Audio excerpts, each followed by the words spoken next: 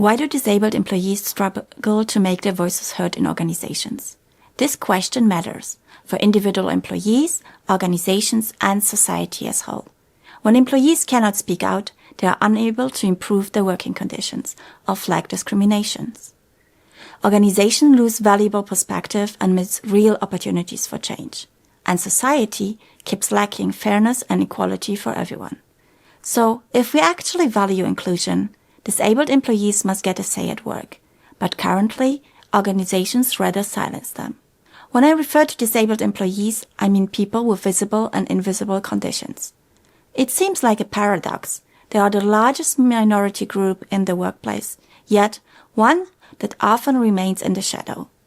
Therefore, we sought to understand the specific obstacles disabled employees face when they are trying to have a say at work. To do so, we brought together two research fields, the studies on organizational behavior of non-disabled employees and disability at work. Our research reveals that for disabled employees, speaking out is never a simple act.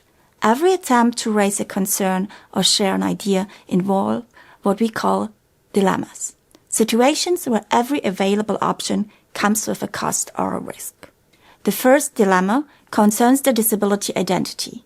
Should employees conceal their disability, hoping to be seen as just another colleague? Or should they reveal that they are disabled, knowing their words may be interpreted as personal grievance rather than reasonable concerns? Either way, their decision comes with a cost. The second dilemma relates to inaccessible organizational spaces. Much workplace communication happens informally, during big organizational meetings, after-work gatherings, lunch or coffee breaks. Disabled employees can often not equally and fully participate in these spaces, and even online meetings and chats can be inaccessible for them. Getting access requires disabled employees time and energy. But will their investment pay off? Even if disabled employees go the extra mile, they will not know for sure in advance. The third dilemma concerns inclusive organizational interests. Organizations tend to prioritize achievements, numbers, and deliverables. Talking about disability is often perceived as irrelevant to performance objectives. So, disabled employees must constantly weigh whether disability issues will be considered legitimate. And even if they try to argue in the best way possible, they risk to be dismissed by default. But remaining silent means sustaining the status quo. To conclude, silence is often not a deliberate choice for disabled employees.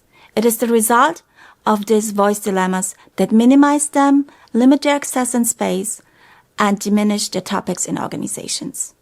How can we, as part of organizations and society, counteract these dilemmas?